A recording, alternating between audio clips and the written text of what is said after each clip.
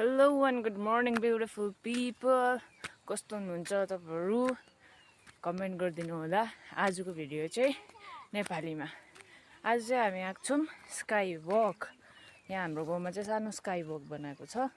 त्यो sky walk हेर्नु बिहान बिहानै उठेर आएको छौँ। त्यो पनि भन्दैछ मेरो बहिनीले कि ढिलो भयो नभए चाहिँ मजुर पनि देख्थ्यो नि भनेर। अब हेरौँ कस्तो छ है, तपाईँहरूलाई पनि देखाउँछु म।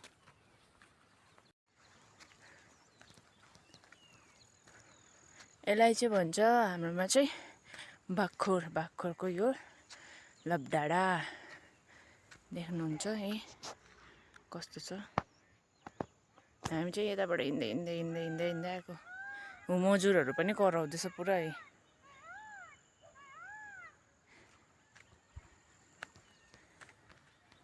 यहाँबाट चाहिँ जाने रहेछ।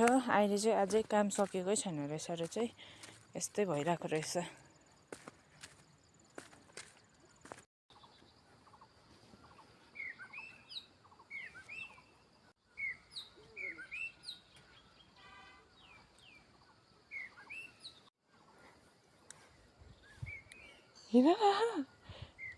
डर लाग्यो।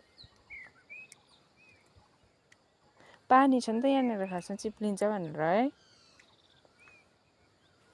अब उकालो हेर त, माथि हेर त, माथि सामने हेर न, अगाडि हेर न, दामी है।